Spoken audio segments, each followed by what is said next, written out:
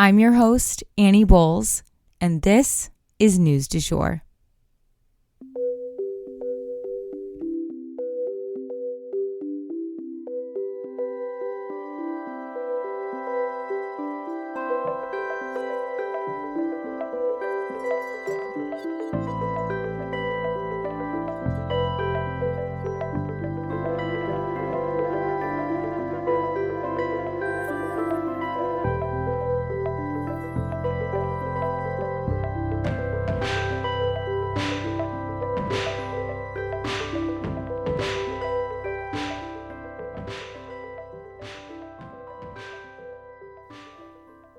Hey you guys, and welcome back to the News du Jour, a calmer space to consume the news.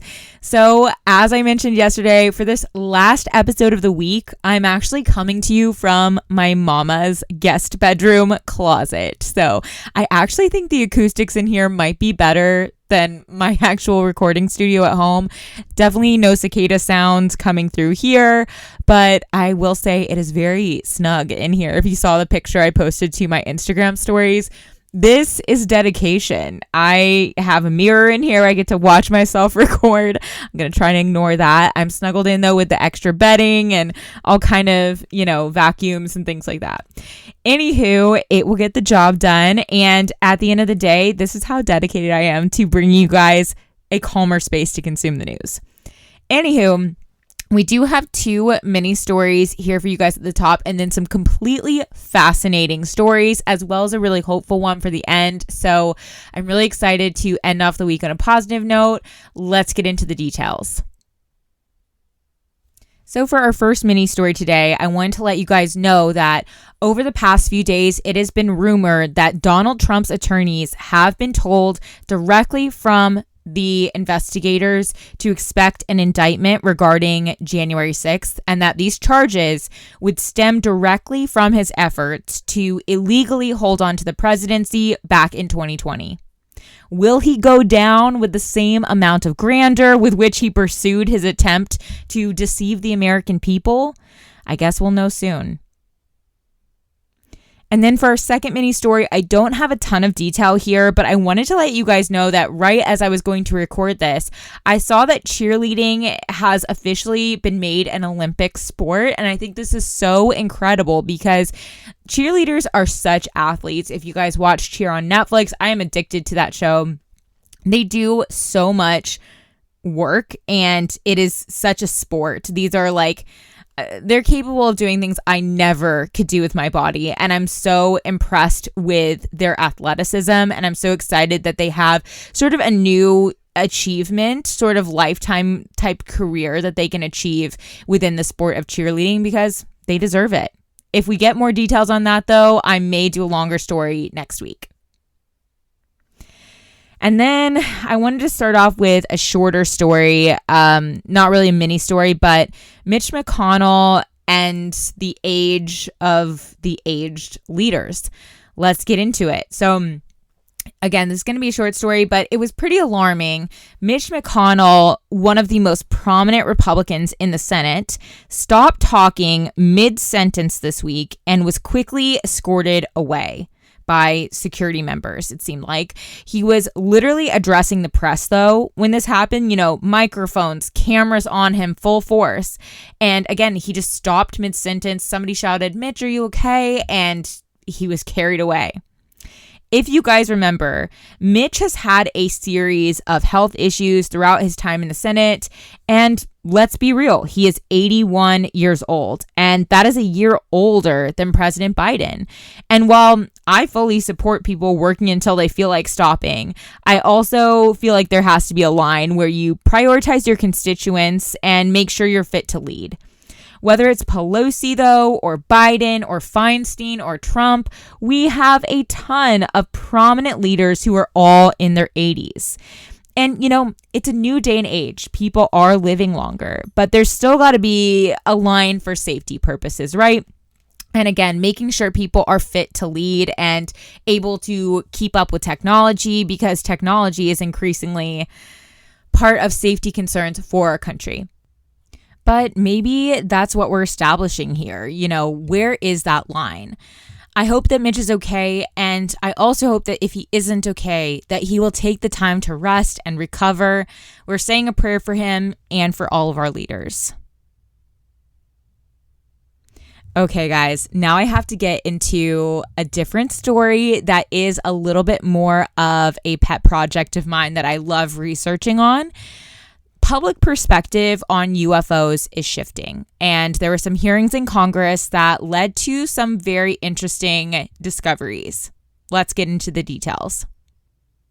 So I don't know how much you guys are or are not following this current trend, but the conversation surrounding UFOs, outer space, and extraterrestrials is really making its way into the mainstream.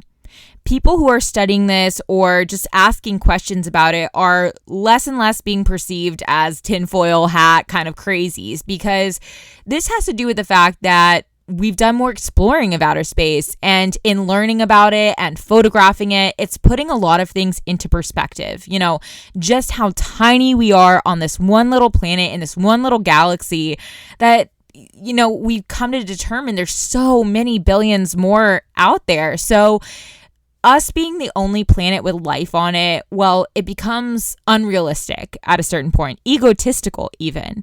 And a lot of this is really laid out in plain words in the podcast High Strange, which I really loved with Payne Lindsay.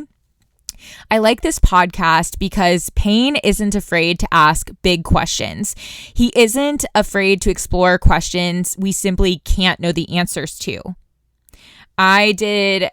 When I was growing up, I went to a semester in a special school in New York where basically we did something called an exploratory essay, where we would explore a topic without a thesis, without trying to come to some type of conclusion at the end. And I love that type of exploratory thinking because I think it leads to really interesting discoveries. And I think our culture in general puts too much emphasis on having all the answers. So I really appreciated that podcast for allowing space for questions that we don't know the answers to. But anywho, UFOs are making headlines a lot lately, and that's something that Payne dives into on High Strange. Navy pilots have come forward talking about their encounters with UFOs, ones that they simply can't explain. And these men are experts in aeronautical engineering. So if they were stumped as to how these things were flying or flying so fast, pretty much anyone would be. They said that these aircrafts did not have any propellers that they could see or put out any exhaust, and that they moved much faster than anything we currently have in our U.S. military, and that they somehow also knew where the U.S. military planes planned to meet up later and beat them there.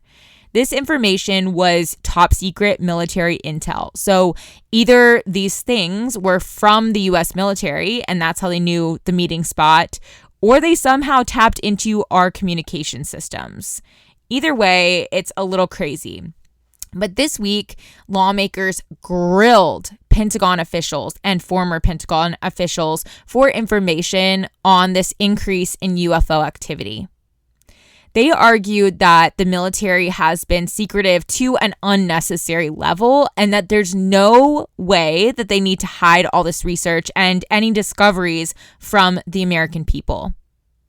One of the most explosive questions and answers to me personally was when a former intelligence official, David Gersh, was asked during these proceedings if he, quote, had personal knowledge of people who have been harmed or injured in efforts to cover up or conceal these extraterrestrial technologies, end quote. Gertz responded in the affirmative. Ice water down your spine, right? People have been harmed and hurt in the government's efforts to conceal their research of extraterrestrials. What? Then they took this a step further, and lawmakers demanded to know if anyone had been murdered as a part of a government effort to conceal the UFO research, and he responded that he was not able to talk about that publicly. I literally cannot. So to me, that basically confirms, because if it was a no, he probably would have just said no. So it sounds like someone may have been killed or murdered as part of the government effort to conceal UFO research, which is just insane. At the end of the day, If these things are real and they can really outsmart our current military systems, that is cause for alarm. And frankly, the American people deserve the facts. We deserve to know what's going on, and if we could potentially be in danger, or simply to address some of these unanswerable questions together as a country united. And for our last story for the week, I wanted to cover the autistic missing teen who was found safe. But I do have to issue a content warning that this story involves a missing or abducted teen. You guys, when I read this news, I literally jumped up from my seat. I started jumping up and down. I have followed this story for years, since shortly after Alicia went missing, and I was so worried about her. I genuinely thought she would probably never be found, and definitely never found alive. This little girl was 14 years old when she disappeared from her home, and she has now been found safe. She had significant day-to-day challenges when it came to her autism. And again, she was only 14 years old. But her mom never stopped fighting and never stopped looking for her. She has, again, been gone for 4 years. And yet, so many other families would have given up hope and just tried to cope with the idea that their loved one was gone for good. But not Jessica. She advocated for the past 4 years, holding on to hope that her daughter was safe somewhere. So let's go back a bit and I'll tell you a little bit more about how Alicia went missing in the first place, and then we'll touch on how she was found. Let's go. So first and foremost, on the night of September 15th in 2019 in Phoenix, Arizona, Alicia asked her mother, Jessica, what time she was planning to go to bed. A bit of a strange question coming from her young teenager, but she answered it anyway. They all went to bed eventually, but the next morning, something was just off. Jessica could not find Alicia, and instead, she found a note saying, quote, "I ran away. I will be back, I swear. I'm sorry, Alicia." End quote. This note shattered any illusion that Alicia might be safe because, again, her autism was tough to manage. Again, it gave her day-to-day challenges, and her mom knew that she would not be okay all on her own. Diving into her electronics, the police did find that this teen was communicating with someone via video games. She had been gaming since she was 11, and she spoke to strangers regularly through these gaming apps. And it was something that her mom never even questioned. She never really thought it could be dangerous. Jessica attested that leaving with a stranger would have been incredibly out of character for her daughter, who had the same group of friends since childhood and just took a while to warm up to new people. So it is presumed that she probably got to know someone over years and years of gaming, and that they slowly gained her trust. She had also recently asked her mom for makeup for the first time, which was out of character for her as well. So her mom suspected that maybe she had a crush in her life. Little did she know that this crush may have been an online predator. So how was she eventually found? Well, after 4 years of being away and being missing and countless hours spent searching for her via private investigators and the police and the community, the girl simply walked into a police station in Montana, you guys, and told them her name. She went missing where her family lived, again in Arizona, but this Montana town is very close to the Canadian border. So we don't have a ton more detail about what happened to her at this time because, let's be real, this is the starting line for what will be a very important investigation into what is most likely a child predator who lured Alicia away that night and into the dark. I will say I was a little brokenhearted seeing the photos of Alicia taken at the police station that day. You can tell that this girl has aged, and I don't mean just physically. This tragedy has definitely taken a toll on her. You could see it in her eyes. Her eyes were just sunken with dark circles, and her expression was totally drained. Compared to the sweet smiling face that you saw in the before picture, well, you can just tell that an innocence has left her gaze. Her girlhood is probably gone forever. And what's more, her t-shirt in the photo read spooky in all purple, like gothic lettering. And there was a band-aid shown on her forearm, a large one. And it's definitely a haunting image, to be sure. I just hope that she is getting all the help I'm sure she will need to heal physically and emotionally from this ordeal. But I'm so glad to know that she's safe and back home with her family. And that is the news du jour. Today, I wanted to leave you guys with the quote, "It only has to make sense to you."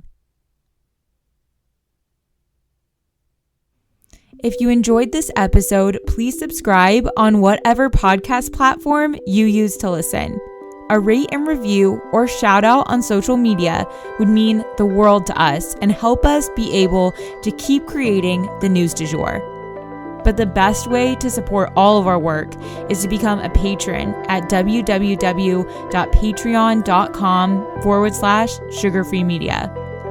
You can also follow us on social media under sugarfreemedia.co on Instagram and just sugarfreemedia, all one word, on TikTok. Any little noises you may hear in the background are my rescue pup. He has a little separation anxiety and always records with me.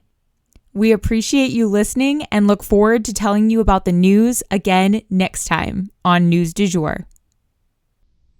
Broadcasting from Oklahoma.